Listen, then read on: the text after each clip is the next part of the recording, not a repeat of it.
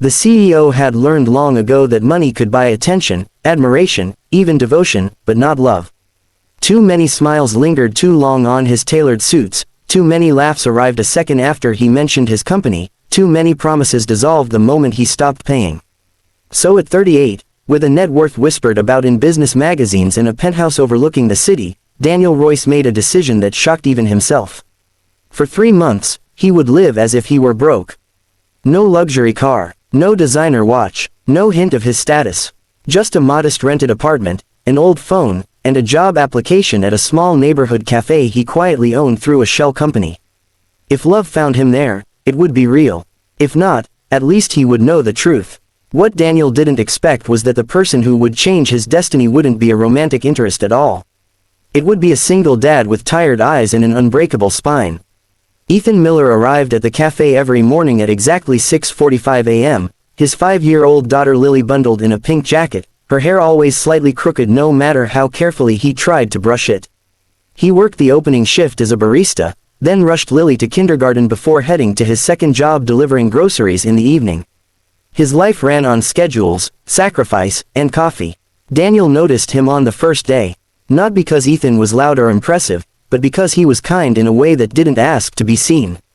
When a customer complained about a wrong order, Ethan apologized sincerely, remade the drink, and slipped the customer a free cookie from his own pocket.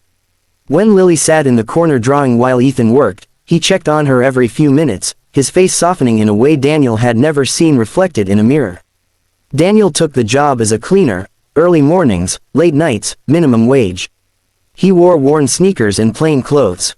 No one looked twice at him. Except Ethan. "Hey," Ethan said on Daniel's first shift, handing him a cup of coffee. "You're going to need this. First weeks are the hardest." Daniel blinked. "I didn't order." On the house, Ethan replied with a small smile. "Welcome to the grind." That coffee tasted different from any Daniel had ever had. Not because of the beans, but because it was given freely. Over the next weeks, Daniel watched. He watched how Ethan skipped lunch to save money. How he pretended not to be hungry when Lily offered him half her sandwich. How he never complained, even when the manager docked his hours or a customer spoke down to him. One afternoon, the cafe was robbed. It happened fast, shouting, a masked man, a gun shaking in unsteady hands. Panic erupted. Daniel froze, his heart slamming against his ribs. He'd negotiated billion-dollar deals without flinching, but this was real. Lily was in the corner. Before Daniel could move, Ethan did. He stepped between the robber and the customers, hands raised, voice calm. "Take the money," he said. "Just, please don't scare my daughter." The robber hesitated. His eyes flicked to Lily, clutching her stuffed rabbit. Something shifted. He grabbed the cash and ran. When the police arrived, Ethan sat on the floor holding Lily, whispering reassurances, his hands shaking now that the danger had passed. Daniel stared at him in silence. That night, Daniel couldn't sleep.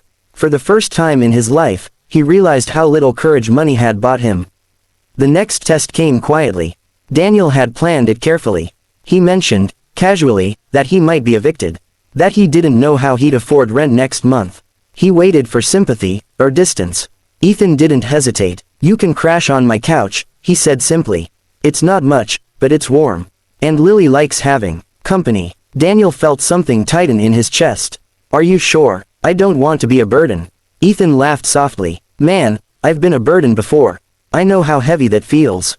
"You're welcome." That night, Daniel went home and sat in his bare apartment, staring at the ceiling. He had millions sitting untouched, power at his fingertips, and yet the richest thing offered to him that day was a couch and kindness.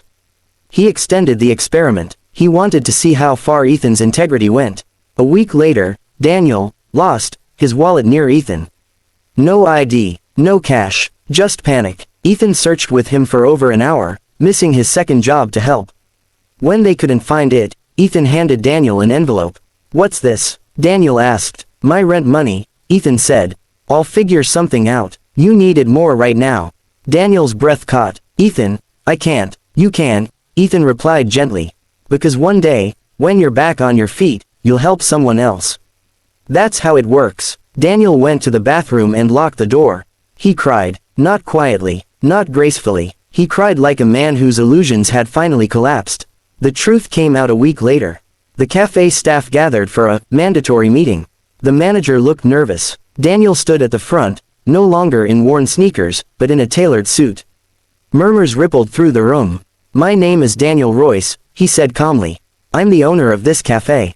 And several other companies." Shock, silence, disbelief. Ethan's face went pale. "I came here pretending to be broke," Daniel continued, his voice steady but eyes locked on Ethan, "because I wanted to find something real. I found it, but not the way I expected." Ethan stepped back. "So, all of that was a test?" Daniel shook his head. "No, that was me being blind. You were never being tested. I was." He walked over to Ethan and held out the envelope. "I don't deserve this, but I'll spend the rest of my life trying to earn the kind of man you already are." The room was silent. Ethan swallowed. "Why tell me now?" "Because I'm making you an offer," Daniel said. Ethan became operations manager within a month. Not because of pity, but because Daniel had watched him run chaos with calm, treat people with dignity, and lead without ego. His salary tripled. His hours stabilized. Lily moved from the cafe corner to a better school, new shoes, full meals. But that wasn't the destiny-changing moment.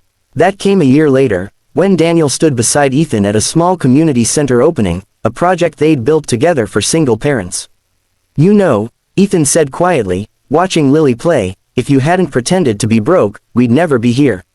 Daniel smiled. "If I hadn't been broke in the ways that mattered, I'd still be lost." They weren't lovers. They were brothers by choice, bound by trust. Daniel eventually found love, not in a lie, but in truth, humility, and the example of a single dad who never knew he was changing a CEO's destiny simply by being decent. And Ethan, he never knew he'd passed a test. Because the best people never realize they're being tested at all.